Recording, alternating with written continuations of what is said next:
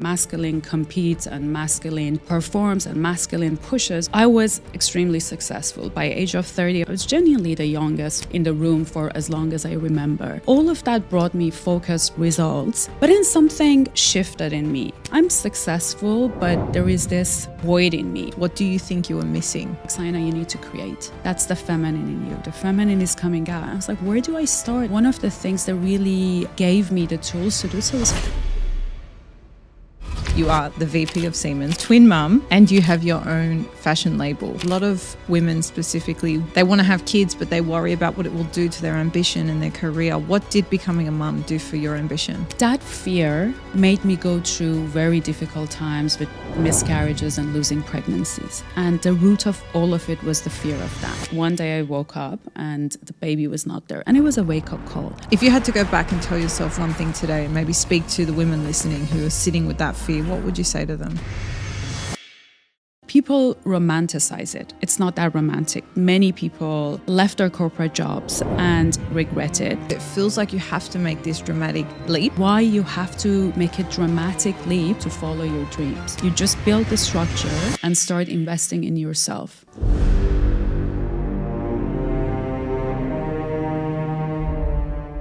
All right, balancers, welcome to another episode of The Balance Theory. I'm so excited for today's conversation because this woman has such a beautiful energy. She's created such an interesting combination in her life, and her stories and her origin, I think a lot of people can relate to where she's come from and I guess the way she's operating today. So we'll just get straight into it because there's a lot of questions I have for her. Saina, welcome to the show. Thank you for having me, Erika. So happy I'm here today. Me too. I'm so grateful that our paths crossed. I really am inspired by the way you are kind of running your life and all the things you're doing. So I think where's really interesting to start is to give the listeners a bit of context, but I have a starting question for you. So today you are the VP of Siemens, which is no small role. You're a twin mum and you have your own fashion label. When you were growing up, which of those three did you think you would become? It recently started all make sense. So I start with my recent realization. I did a test with a Cambridge professor called Meet Yourself. And the results were so interesting that we had a call together. Normally it's not something he does. And I was like, your genes are extremely creative and people-oriented.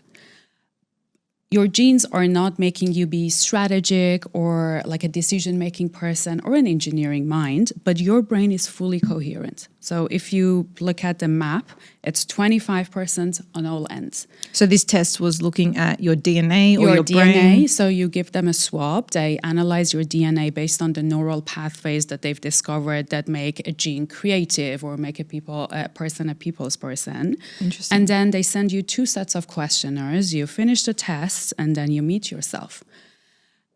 So being born extremely creative, people's person, but I was born into a family of doctors. So the normal path would be a doctor, and like if you really want to, you can be an engineer as well. That came with a map.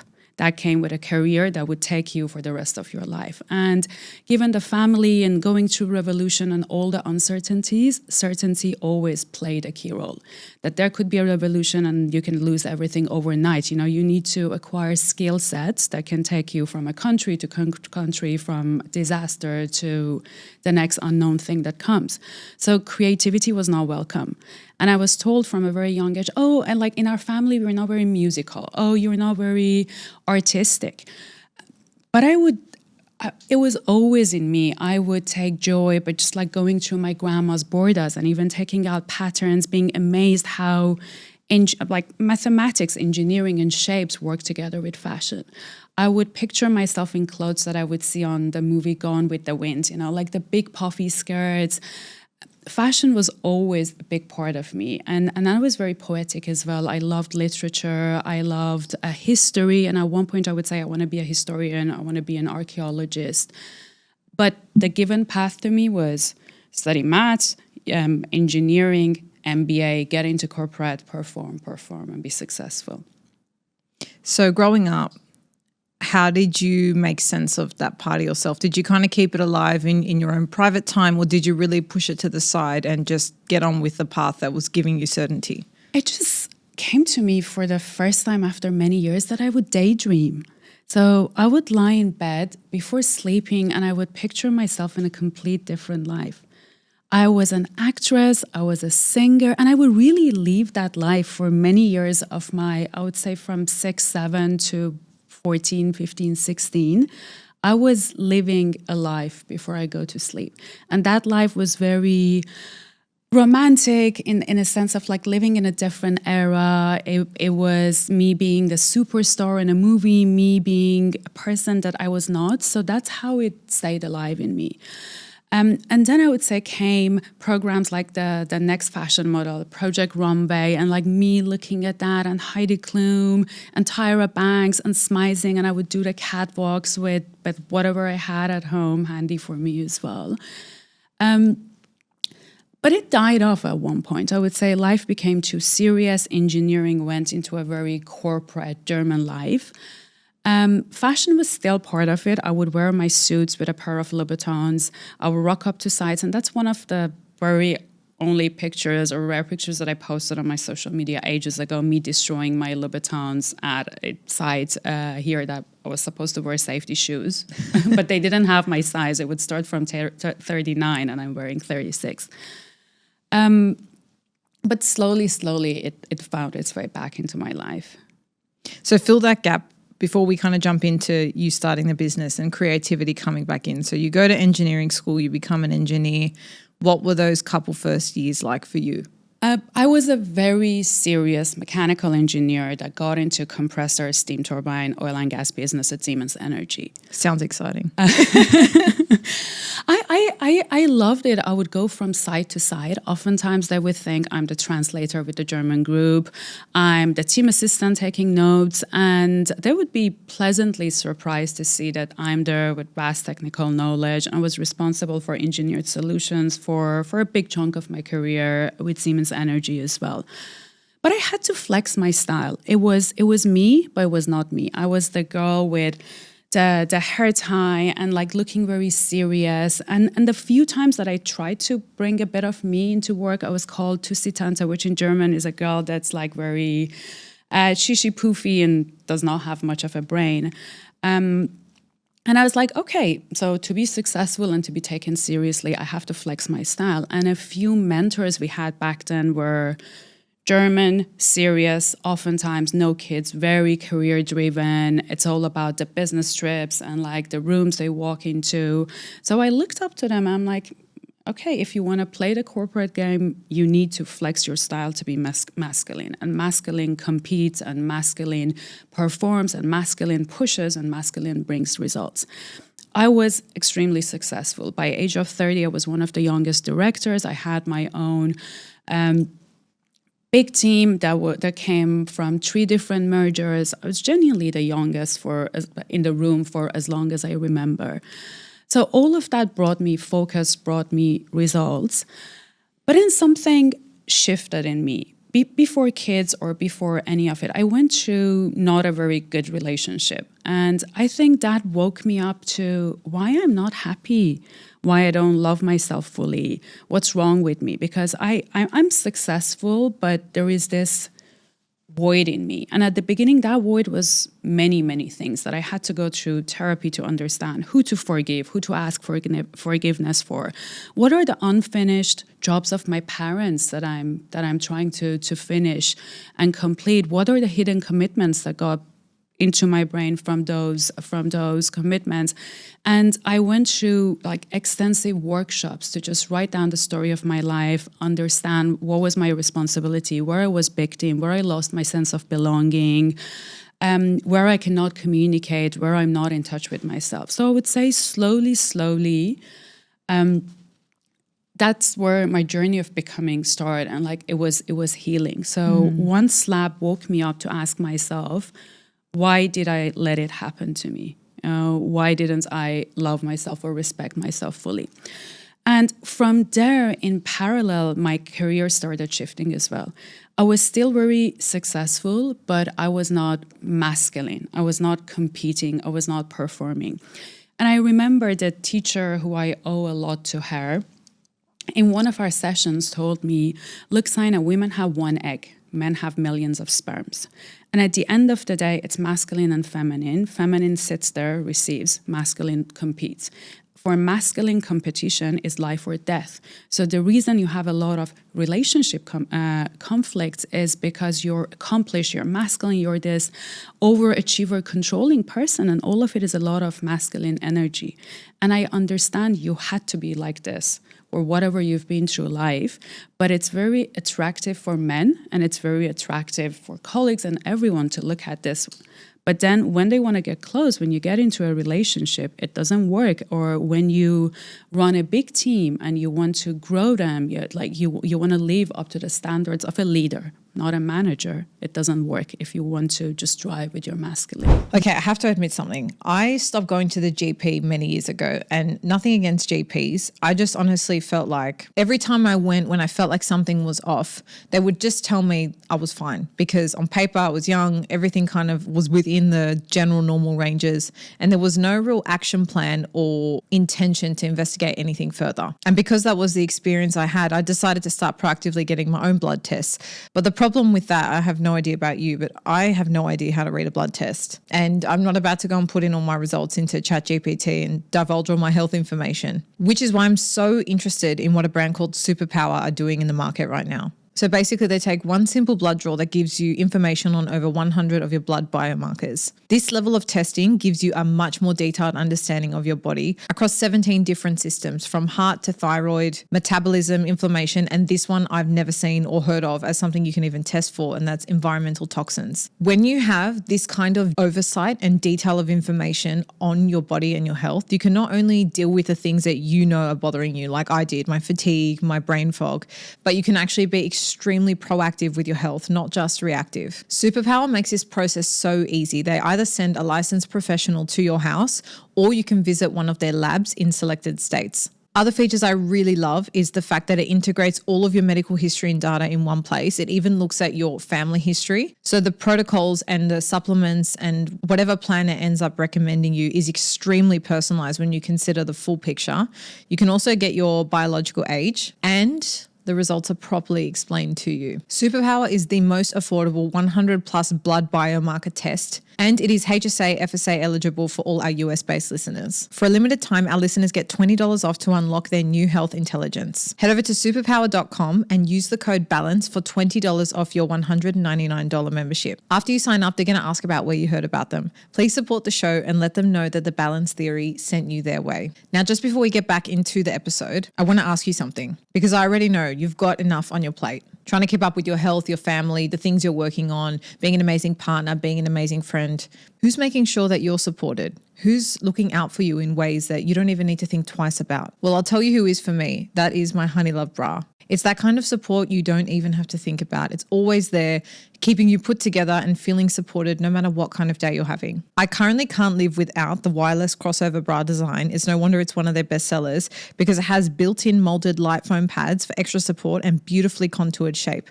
Oh, and before I forget to mention, all their bras are wire-free thanks to bonding tech that lifts without an underwire, which is great news for me because I can say bye-bye to all my PTSD from wired bras from when I was growing up, which completely turned me off bras in general. If you want to treat yourself to the most advanced bras and shapewear on the market, you can use our exclusive link to save 20% off Honey Love by heading to honeylove.com/balance. That's honeylove.com/balance. After checkout, they're going to ask where you heard about them. Please support the show and let them know that we sent you. Experience a new standard in comfort with Honey Love. Thank you so much to Honey Love for sponsoring today's show. Now let's get back into today's episode. There's a lot of bits you've shared there that I want to pick up on. Take me back to that moment, right, where you realized there was a void. And obviously you spent extensive time filling the gaps and really understanding yourself. You said something that's interesting that reminded me of a recent conversation I had, which is what was I carrying that was my parents? Like it's almost like a pattern or a cycle that you're given that you have to break, that you don't realize you're unconsciously repeating or, just taking on that was never yours to take. I had this conversation with, I don't know if you know Dr. Shafali. She's huge fan. And she workshopped some amazing things with me that really made me think of this. So I want to ask you, what was something you realized during that time that you were carrying that wasn't yours? The judgment, judging myself fully. And that comes from you're born into a family, and no matter how good they are, there are moments that you feel less of yourself. And in your mind, you say that there's parents, but I might not be good enough to get the love. Perfectionism. I had to be perfect to be loved. You know, my grandma would walk into the room, lifting open the window. Why the bedsheet is not perfect? Why your hair is not perfect? Why your score is 19.95 but not 20? Why you passed the university exam but your picture is not on the first 10? You know, so the perfectionism came from that not having the unconditional love. Again, no blame, nothing. It's pure love, but it's the understanding that the judgment comes to you. And even if you grew up in the most, if Dr. Shafali would have raised me, you still go to school. Sure. And then you see your other friends and you say, oh, I'm not good enough. I'm not as pretty as them. It just takes one moment. And then your ego kicks in. Oh, well, if I'm not good enough, they're not good enough as well. So you keep judging other people and you keep judging yourself. And it's a neural pathway and it stays there. And that's how you see the world. I was controlling. I was put in charge from a very young age. My parents were both dentists. My mom was working and I had a younger brother. So I would cook at times. Now that I look back, I'm like, how did you leave us alone, like at the age of 5 and 7 at home, like all day during summer? But I was put in charge at a very young age for many things. And our family has a history of drama, again, with revolution, with what happened from the past. So I had to be very emotionally alert the whole time, read the room. Did we hear bad news? Did something happen? And again, being stuck in a country at one point of time, my mom always had this urge to like travel, to get out. And that made me very restless. And they're all brain saboteurs that come to you because of your programming. And maybe between age of 0 to 6, maybe a bit longer. But it's like putting a cast at that very long age. And then you grow up and it hurts. And I'm like, what's wrong with me? But this cast was made for a 2-year-old. But you're carrying it at the age of 30 and 40, and it needs to be removed. Wow, that's really powerful when you really, zoom out and think about how many of us are carrying those things. And, again, there's no judging. I think everyone does the best they can with the information they have at the time. And I can definitely relate to a lot of those themes in my upbringing as well. Like, I got 9 out of 10 on my score and my mum was saying, great, well, what can you do better next time? And it was me always looking for what's the gap, what's the deficit, how can I be better? It's still something I'm unraveling today. But in the same vein, I think it creates a certain internal standard that we hold for ourselves that keeps us driven and pushing forward. But then when it comes to being in a relationship, I think, and this is my experience anyway, and you're now, married, you have a partner. I would love to hear for you, how did that understanding, right, of this is how I'm showing up in work, this is the type of masculine energy I'm commanding every day. It's come from my childhood. I've now brought this into my adulthood. I can see how this is the way it is.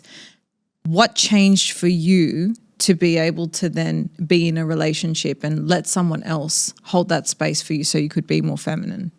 I had to heal and I had to understand that my perfectionism has a sage. And the sage got me to a person I'm today. If I didn't have it in me to perform, to excel and do all of that, I wouldn't have pushed myself to become. So it was first understanding the sages and recognizing the saboteurs in your partner as well. And see, at the end of the day, these are all brain neurocircuits. Nothing is personal. Have a huge understanding. Well, with my relationship with my husband and kids wouldn't have been successful if Siemens Energy, back then Siemens or Siemens Energy, didn't put me in a stretch zone to get to know about myself more. So a lot of self-realization didn't come from the therapy sessions because I was slapped from a past relationship. It came when I was building a team and I was fully responsible to turn around a business that was not performing into a successful business. And gosh, worse than the worst relationship, that makes you face your own demons. You're the perfectionist. You're used to be the star of the show. I'm the girl that delivered this and that. And now you're sitting in a room with your peers and your numbers, bottom line, top line, are the worst. Engagement survey results, the worst, and suddenly I'm not the best person in the world. So you face with your perfectionism. You try to control. Now it's a light P&L. I have a thin partner. I'm not in charge of everything. So the more I grew and I let go of the saboteurs I had, also thanks to a training called Positive Intelligence. So I started doing a lot of the PQ reps to just break these neural circuits that I had in my brain. What does that look like? It's mindfulness, but not in a sense of I'm sitting at work and I'm meditating while I'm talking to you. But to catch yourself that this is my controlling. This person is speaking and I'm not letting them finish because I've already made the prejudgment. So you catch yourself and you immediately try to break that neural pathway. I stole one of the techniques from Deepak Chopra, and he says when you're speaking to someone and you catch yourself ruminating or trying to respond them next, focus on the space between you and them. It's a blank space, and immediately your brain breaks the circle. I like that. So you become in the moment. Oftentimes when we have difficult conversations at work, I start playing with my ring, and my team now knows me for long. I'm like, oh, Saina is fully present. You need to break the circuit because we go into this, call it autopilot, call it system one, call it prefrontal cortex. And the second you break it and be in the moment, then you can really listen and you realize, look, it was my brain on the autopilot mode with my judgment, with my perfectionism, with all the saboteurs I have that was stopping me from truly listening. So today, if we just fast forward quickly, so what I love about what you shared is we often look at these things, right? Like, okay, this has happened, this is the way I am, and it can have quite a negative spin. But I like that you've sort of shared that, no, it was actually because of that I got to this point that then allowed me to have these realizations. So today, what role does your perfectionism play? It makes me see things that other people don't see. Yesterday, we received a video from an amazing influencer filming herself. I'm like, everybody's looking, look at that body, look at the clothes. I'm like, she used the front camera. The logo is the other way around. So that eye in fashion is really needed, particularly if you want to be in the luxury world. The attention to details, that's what differentiates mass from luxury. So I'm using the sage, but I don't pay the price with my happiness. It doesn't rob my joy and appreciation for the moment. And I just use it to my benefit because I can catch it immediately. Beautiful. I remember being like 10 years old and begging my mum and dad for like $10 so I could go to the movies with my friends on the weekend and I could upgrade and get the popcorn package. I feel like I had a really different understanding of money growing up because it was this physical, tangible thing that I could touch and feel, and I had to ask for it. And this really got me thinking about how our kids are growing up in a digital world so removed from this, where their access and understanding of money looks so different today. So I was really thinking about how do we give our kids a proper understanding right from the beginning and educate them on the value and use of money. Cash App's managed account for kids aged 6 to 12 are designed exactly for this. The account runs completely through you as the parent, so you're not just handing over cash and watching from the sidelines. You're actually in it with them. And this is the part that I love most. It's an extremely collaborative experience where every time money comes in or out, it's an opportunity to have a conversation and learn something new together, which makes it not just another account, it makes it a real teaching tool. You set the spending limits and you can lock or unlock the Cash App Visa bank card from your app at any time. The kids can get real life practice with things like savings and earning interest, which is really exciting. And the idea is that the setup and the habits grow with them. From a parent managed account at 6 to a teen account at 13 to a full account at 18. The best part is there are no subscription fees, which I love because building strong money habits should not cost your family extra. And for a limited time, new Cash App customers who are parents can use our exclusive code FAMILY10 to earn $10. Just download the Cash App, enter the referral code into your profile, send $5 to a friend or family member within the first 14 days, and you'll receive $10. Terms apply. Cash App is a financial services platform, not a bank. Banking services are provided by Cash App's bank partners. Prepaid debit cards are issued by Sudden Bank, member FDIC. Cash App Visa Debit Flex cards are issued by Sudden Bank, member FDIC, and the Bancorp Bank N.A. pursuant to a license from Visa USA Inc. See terms and conditions for the Sudden Prepaid Card, Sudden Debit Flex Card, and Bancorp Debit Flex Card. Savings and offers are provided by Cash App, a Block Inc. brand. Parents and legal guardians can open a managed account for kids aged 6 to 12. Visit cash.app/legal/podcast for full disclosures. Thank you so much at Cash App for being a sponsor of today's episode. Now let's get back into the show.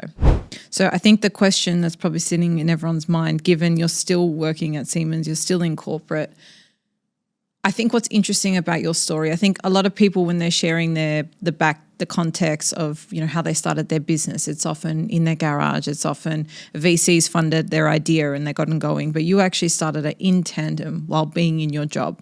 And why I think this is interesting, it's a place I come from as well. I started my podcast while I had my corporate job. I believe, because I was sitting in this space too, there are a lot of people that would be listening that feel like because they're in a job, that is a limitation, right, for them to get started. They can't start because they don't have the time or because their job's the priority. So what I think is really interesting is for us to understand, how did you actually start Eli Sarai, which is your fashion label? How did you start that while you were working at Siemens? What was the moment you decided, and what did that process look like? It was a continuation of my healing journey. And they say artists are the ultimate healed ones, or the opposite. But for me, I think I healed myself. I got pregnant, I got married, I had a great work. And I would sit with myself and there was still something missing. And every healing modality I would do, someone would say, oh, there is something in your sacral. Not to be ungrateful, but one day I woke up after a treatment. I did this Maya and Cosmovision in Tulum, and I woke up at 3 a.m. I looked out, it was this beautiful moonlight, sea was shining. I'm like, every day you have to wake up with gratefulness. Look how grateful I am. It's not ungrateful not to be happy. So I sat there and was like, what's the information? And I called a mentor, and lucky it was I could catch her immediately on phone. I'm like, there is something moving in me, and I don't feel okay. And she's like, Saina, you need to create. That's the feminine in you. The feminine is coming out. I was like, where do I start? I'm like, what's your purpose? Like to present my culture, my heritage, my region in a contemporary way. Look, Italians have Panettone, they beautifully package it. We have this amazing carpets. We still don't treat it as precious as any other nation would do. So it's like, it's a beautiful purpose. Where do you start?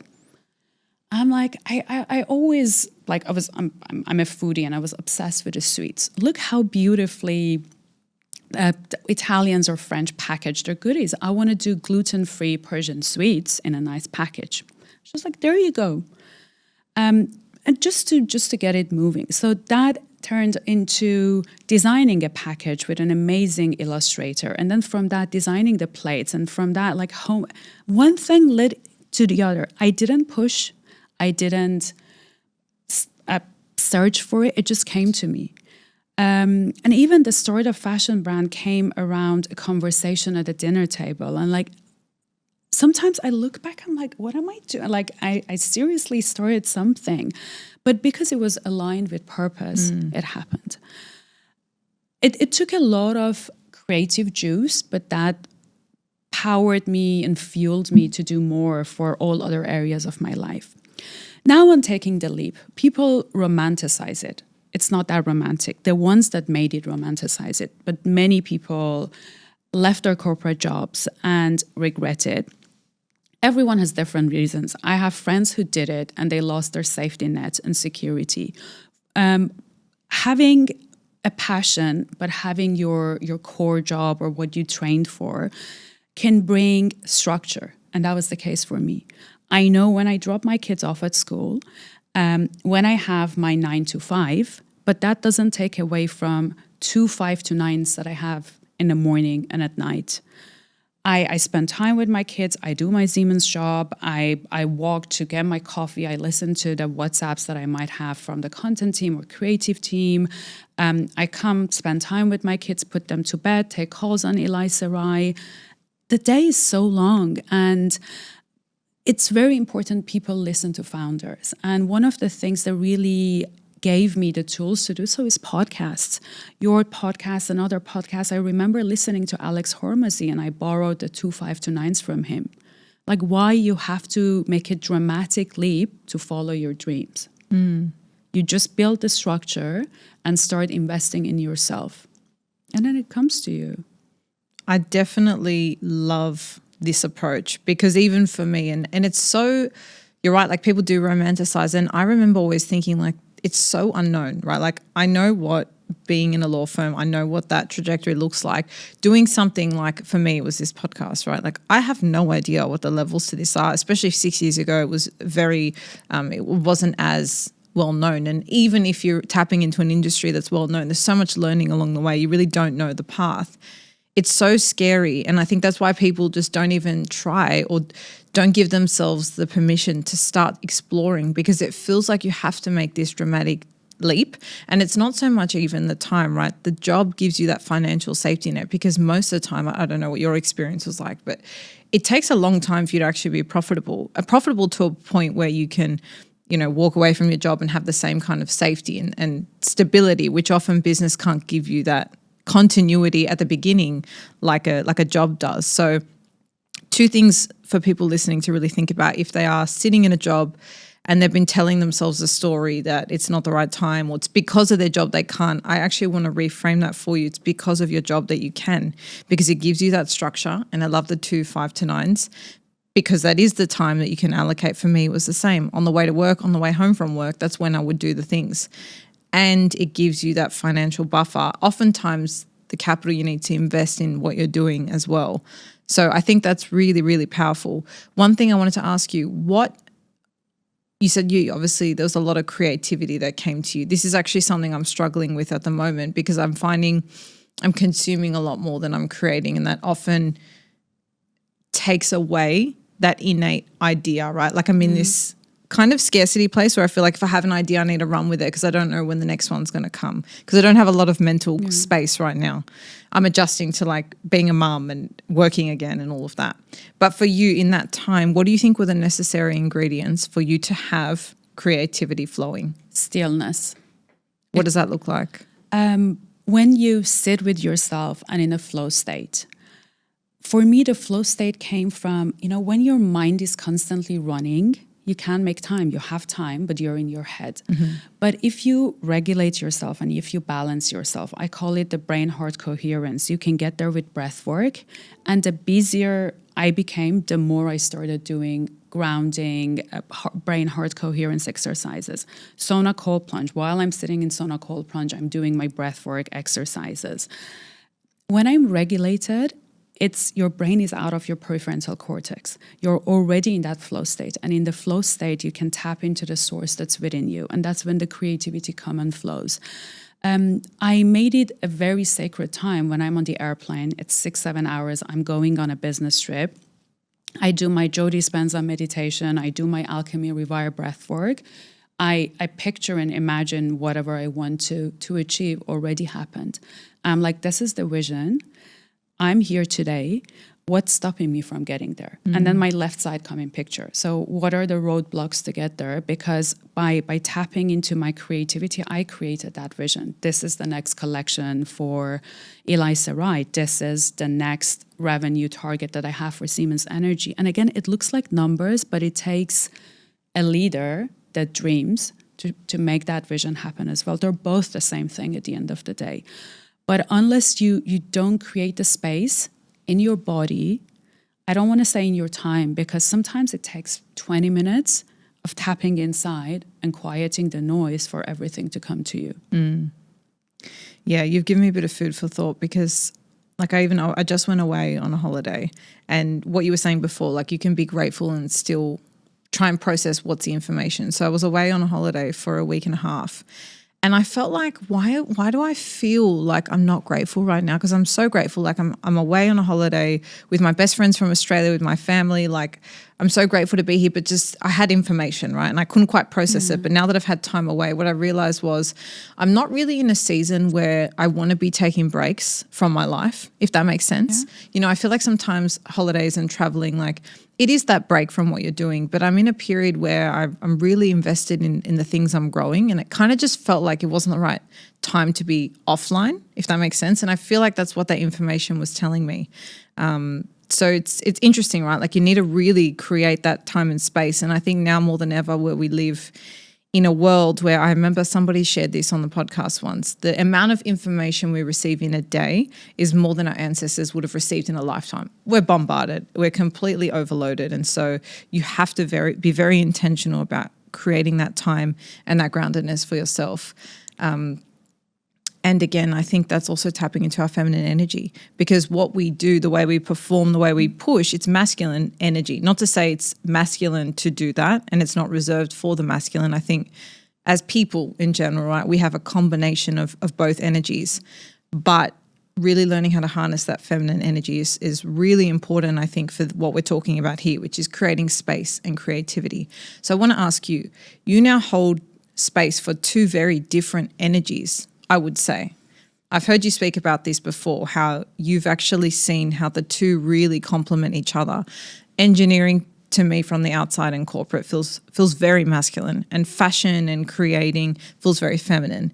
How do you reconcile those two parts of yourself, and how have they actually fed each other? I don't call it two parts of me. I call it like me being in two different rooms. And the more I carry more of me in both rooms, the more coherent my life becomes.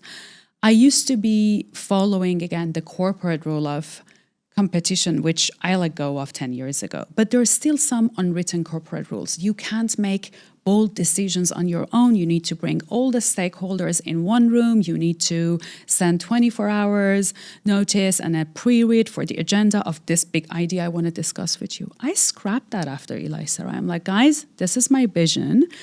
And I'm truly blessed that we went into a corporate restructuring that put 6 leadership essentials out them. And one of it is leaders are future makers. Leaders make bold decisions. They decisively move forward, leaders collaborate, leaders grow other people. How can you do that if you purely want to drive it with your left side of brain? Left side of brain is amazing for, hey, Mr. Customer, this is a solution you're getting from Siemens. This is your inlet. This is your outlet. This is your efficiency and all. But when you want to shape a future, now we are at a crossroad of energy transition. Data centers are coming in. Data centers need power. How the future would look like. How can you shape the future and lead with heart and purpose if you're purely driven by your left side?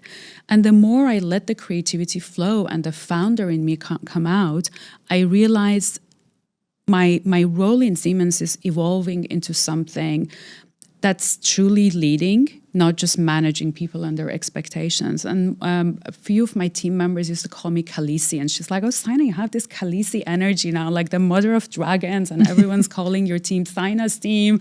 Nobody calls it our team anymore. And what I took in Eli Sarai was structure, OKRs, KPIs, and everything that we use in Siemens world as well. That made me extremely effective. Like sometimes people come and say, you launched this in a year? Like, how did you do that? Like, girl, I have tableaus, I have Excel files, I breathe on everyone's neck, and I get it done in 1 hour because I'm effective. And when you're a mom and you're in the room being a mom, you're like, why am I wasting my time? So every minute is important. Why should, like, and I'm very vocal to the points that, like, in German, they call me a Nervenkitzel. I get on everyone's like, why we're in this meeting? Like, this could have been an email. You took 1 hour of my time. I declined business trips. I'm like, why do you need me there? What's the value added? What's the team charter? I ask for agendas. I don't like this agenda. You need to shape it in a way that we achieve something. And one key difference would be Siemens trained me for many years to be that corporate citizen, team delegate, and do all of that. In a fashion world, that's one skill set you can't take, because as a founder, you know what works deep inside. It's a creative thing. You don't need experts to tell you. And what I realized, the more I listened to myself in that world, the more I was successful. Did you find at the beginning there was a lot of resistance from that corporate world? Because I think this concept of leading with heart is so beautiful. But, you know, what does that look like practically for someone sitting in a boardroom on a Tuesday afternoon when things are the way they are? This is the agenda, and you feel like it's not really effective or working. How do you actually bring that in without facing resistance? Like, did you feel that? At the top level, our, like I would say, N-1 level, at the board level, our culture is so evolved. You look at them as people to look up to, evolved human beings, people who are not one-dimensional. One of our board members, as a mom of 4, she looks like a Hollywood star. She's an opera singer, and like it has changed the corporate has changed. It's no more dry. It's no, like, you look at the board and everyone's bringing a different flavor into it. One of the deepest conversations I had in Siemens World was with a board member sharing the divorce, and like we were exchanging notes of how bad relationships make you evolve. And so at that level, not only it's accepted, it's like, you know, they push you to be like that. When you go in the in the lower levels of the organization, you need to lead by example. The resistance toward the vision was there. I've been laughed at and mocked by my own team members when I set the vision. And like in 3 years, when we achieved it and we looked back, we can make it double. But what changed alongside was I evolved as a leader. My team evolved with me. And we had an amazing coach that we worked with her on how we can communicate better. And I read a wonderful book gifted to me by a friend called Mastering Leadership. And it says, just like kids' education, you know, when a kid is not eager to learn, there is nothing wrong with that kid. You need to understand all kids want to learn and discover new things. So is it health related? You know, like, are you feeding them enough? Is it behavior related? And same about the organization. Every organization wants to perform, evolve, and be a better version of themselves. So understand what the roadblocks are. We could not communicate well. We did not have the shared values. Make it their target, make it their values, grow together, and then you see the results better than any other team. I love that. You said before, right, before you reached that moment where you were experiencing that void, you're talking about how you were very successful in your career up until that point. When you reflect back now at the way you were defining success, what do you think you were missing? If you had to then say today, were you successful back then? What would you reflect on and say, maybe you feel like you weren't, or would you still say the same? I was called a terminator by a peer because I would say you don't perform. Like, I give you a chance for 3 months, but like you don't fit in our team. So I was successful in terms of delivering the results in our own corporate terms. The what was amazing in terms of how did I grow my people, where they feel valued or I had this term used that, like, again, I was very kind and but firm, that like we were scared of Saina. Like, what if, like, oh, she found out about this mistake? I was such a perfectionist that without asking them, they would look at me and they feel less of themselves. So success was there in terms of numbers. Did I build a family at the age of 30? I would say yes and no. It was shared around goals, but would I lead the same way today? Absolutely not. It would be all about people first, and then when the people are healed, the business would follow. And, you know, from what you've shared, a lot of the change in this has come from your own personal work. Did becoming a mum also make an impact on the way you showed up at work? 1000%. So one is I value my time more, I value other people more, as we discussed, but I'm way more caring. Like, when people share their personal stories, I think the masculine, the competitive in me would see a lot of emotions as weakness. Now I cry with them. It's funny, I was just telling a colleague that, like, I look at the compressors as my babies now as well. Oh, my babies at Aramco, oh, my babies at you, they're doing great. It's a level of care that woke up in me that was not there before. And I'm curious, a lot of women specifically worry about, they want to have kids, but they worry about what it will do to their ambition and their career. What did becoming a mum do for your ambition? That fear made me go through very difficult times with miscarriages and losing pregnancies. And the root of all of it was the fear of that. They're like, how can I go on the stage and talk about the modernization of the compressors with my belly out? We were in the middle of a project in Rovais, like all the way down there. How am I going to drive 3-4 hours every day like this? And like one day I woke up and the baby was not there. And it was a wake-up call. I was like, Saina, to the fear of losing your body, you were still training like crazy. You wake up, have a coffee, have a protein bar, go to work. The fears are in your body and it would reflect on your body as well. Having twins, I'm way more ambitious that I was before. I get more done because my time matters, my structure matters. I prioritize myself even more because I realized if I'm not a happy and healthy mom, I can't hold a space for my family as well. And I started working on all areas of my life, like myself, my kids, my work, my creativity, my community, with way more intention after having kids.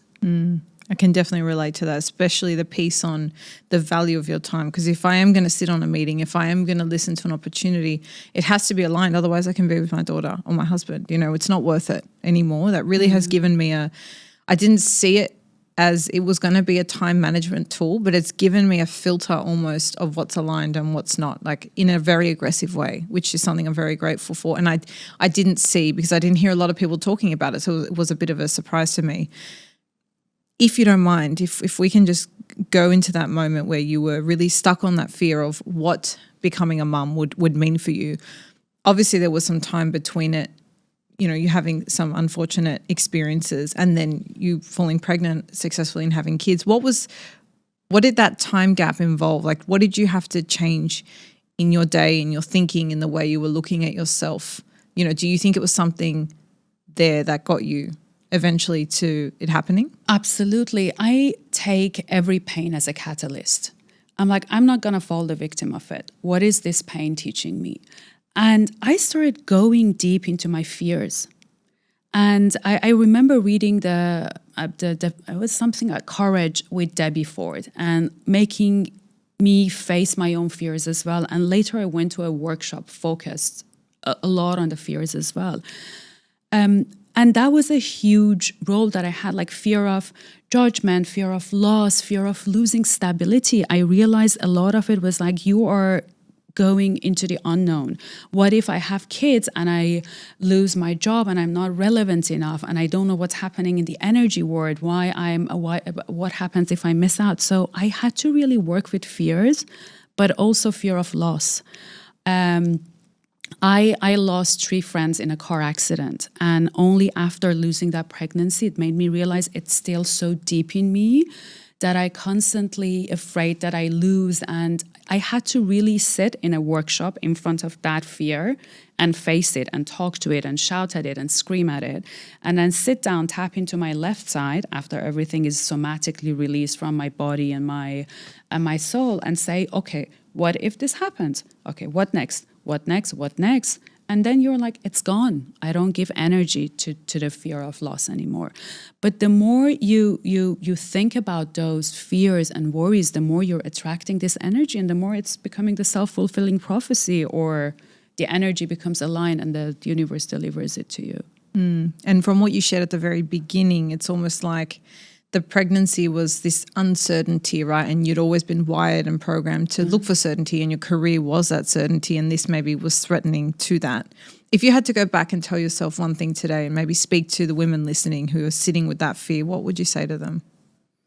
Work on yourself before having kids or trying to even get pregnant. Because the more I go within, the more I see how every single feeling is tapped and trapped in your body. Recently, I did a profound fascia work where he was working on my sacral, and I went back to my mom's womb. Wow.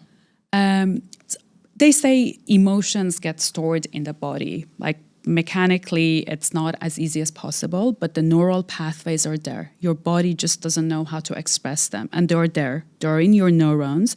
And with the fascia work, you get to the understanding of why it's there and why you're feeling the way you're feeling. We went back to the feelings I felt in my mom's womb, where like the second I came into world, and I even saw my dad's face.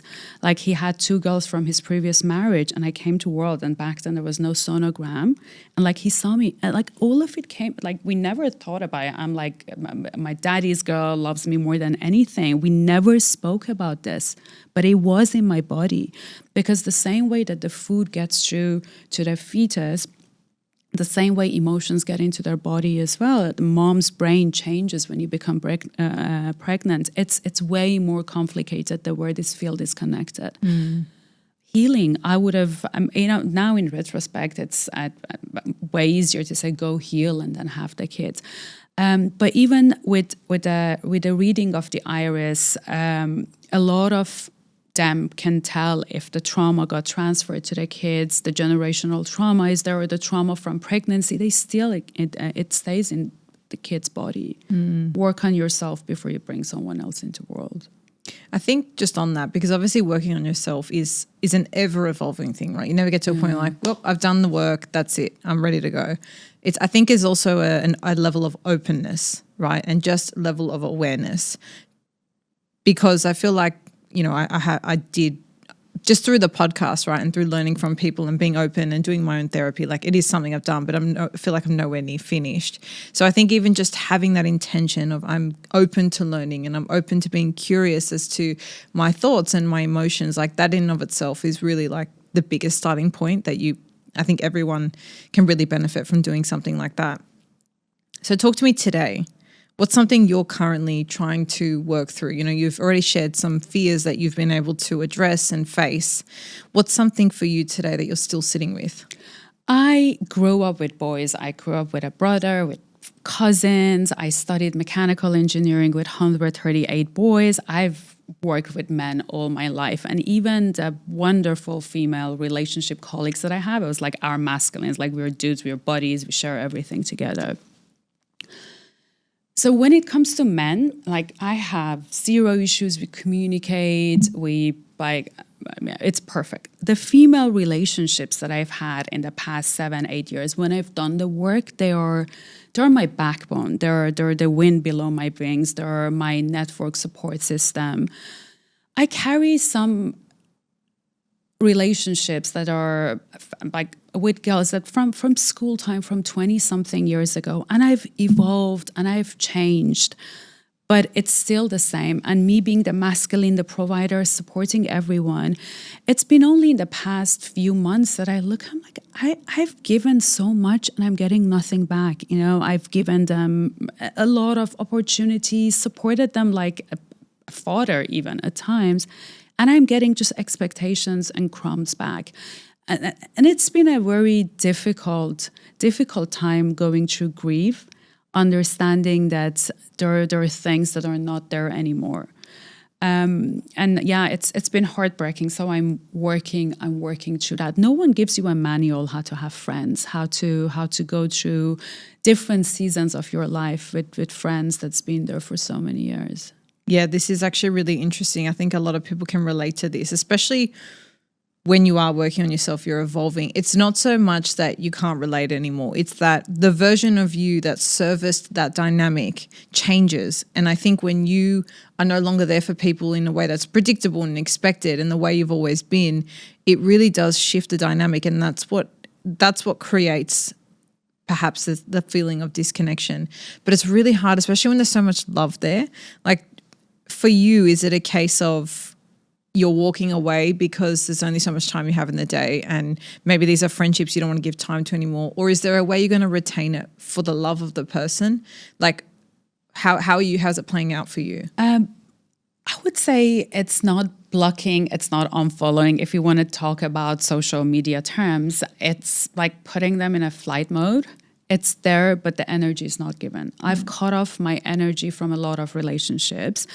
As long as when you drift apart, it's easy, but a person tries to take a reaction out of you. Why you're not calling me? Why you're not spending time with me? Why you're not giving me that? Or find an excuse and break a big fight over nothing. But because I don't show reaction, it's harder for people as well. But I would say my preference is just let it go slowly. The love is there, the care is there. But as long as our values are not aligned and you are part of a past that I grew out of it 20 years ago, it's very hard to stay in each other's lives. Do you think that that's necessary to give way to like other people that are more aligned on this path for you? Or is it more you're not really thinking about that? It's just a case of cleansing what's not aligned? No, it's to giving more because of like, I now have time to see friends that we elevate each other. And when you start a business, I'm sure it might have been the same for the podcast as well. You see who's truly there to cheer for you, yes, who loves to see you succeed, who likes every post, every story, talks about you to their friends, and who's just silently observing and not giving it love or energy. They see everything, but they never comment. They're there, but they're not happy for you as well. I was like, our theme for this year with a few other girlfriends is give back to the ones that give back to you. And that giving back to you could be holding space, could be a shoulder that you can cry on, could be a smile. But I'm not there to give to the ones that they just take and drain you. And on that note, because I'm the same, I feel like you said when you became a mum, like that side of you really woke up. For me, I feel like I've always been that way. Like even when we were 16, 17, they always called me like the mum of the group. I don't know if that's because I'm the oldest of four. And again, like you, I had experiences growing up where I really took the lead in the family. But one thing I find difficult, especially, when I moved to Dubai, I had to make friends from scratch. I still got my beautiful girlfriends from home, but here I had to find people, and it was a case of trial and error. And I'd never had an experience in life where I had to make new friends because they're just a happenstance of school and work and university. So one thing I found really difficult was going through this. It's almost like a dating phase with friends where you're giving to people and you get nothing back. And it's like, for you, how do you manage that, like really extending nature with like, how much do I give to someone before I cut it off or draw the line? Like, do you find you drip feed parts of you? Like, I don't know if it's as mechanical or processed as that, but I'm just curious to hear like, I've changed a bit recently as well. I tell you how I was, and I was like this community builder. This Saina's team, it was outside as well, and like have cultural experiences, have sound healing, have breathwork, bring everyone together. And I did it for the longest time, but I realized like that person has been to every single event, but never even like picked up the phone, called me or talked to me. So slowly, I just moved my energy. And then you see the ones that if you don't put the effort, they're not there, then they naturally filter out. The ones that I cared and gave and had the capacity to have a conversation, we had a conversation and we grew into really deep bonds. But what has been the most rewarding is to finding women who are founders, who are creatives, and who are healed as well. And I'm truly blessed to have a handful of friends like that we constantly support each other. We share our learnings. Like, come try my breathwork specialist. You need to work with this meridian guy. And once you're in this space together and they're accomplished to the point that they feel good about themselves, then it's truly meaningful. Yeah, that's beautiful. I think it's something I hope everybody finds in life. Just for anybody watching video that's been sitting there thinking, wow, these two women look absolutely amazing. We're both wearing Eli Sarai. Thank you so much for dressing me today's episode. So well. I'm going to put links to where they can find the pieces in the show notes as well. I really love what you've created. I like how multidimensional the pieces are. And yeah, I think it's just so beautiful, the life you've created for yourself. As a parting message, as a parting note for anybody listening who's wanting to start something for themselves, what would be, if you had to leave them with one thought, one exercise, one takeaway, what would you want them to walk away with? It's easy to say let go of fear, but let's use our left side of the brain. List down what you want to achieve or how do you want to feel in the next year, in the next few months, and list where you are today. And look at it from a holistic perspective. My health, my money, my career, my everything, this applies to everything. Where you're today, where you want to be, and what are the hidden commitments or the limiting beliefs or strategical points that stops me from getting there. And put a plan for yourself. This is me today, this is me in future, this is the roadmap. I need to save this amount of money to be able to self-fund a recording studio for my musical adventures. This is the amount of time I need to save and where I can take it from. It's like not going out, not traveling. And once you put this plan and roadmap in place, then you can become the version of yourself that's already there, and you need to find it on the way. I love that. And there's one parting question from me to you. What is the next evolved version of you? What is she doing? What is she like? What are you working towards? I think she's already there, not that she's there, but I wake up every morning with the feeling that I've achieved what I wanted to achieve. And it's also one of the meditation practices that I do. I close my eyes, I put Joe Dispenza's voice on, and vision that future and live in it. And I try to carry it during the day as well. Say, for example, I walk on a street in London. I'm like, oh, it's already there. It's on the Bond Street. This is the flagship of Eliza Rai. I'm on the board of this company, and like sometimes I'm like, wink, wink, Siemens guys. I'm at the board of Siemens as well. And once you feel you're already there, your behavior and the way you think about yourself becomes aligned with the picture of who you want to be. Amazing. Well, I have no doubt you're going to achieve everything you want to achieve, and it would be amazing to have a conversation in a few years from now and hear kind of where your visions have taken you. I'm so grateful for your energy and your time and that we connected. I feel you're really a beautiful inspiration in terms of the way you conduct your life, how honest you've been about the journey and the work that you've done on yourself. So thank you for coming on the show today. Thank you for holding space for that. I'm really grateful. Me too. Thank you so, so much. Thank you.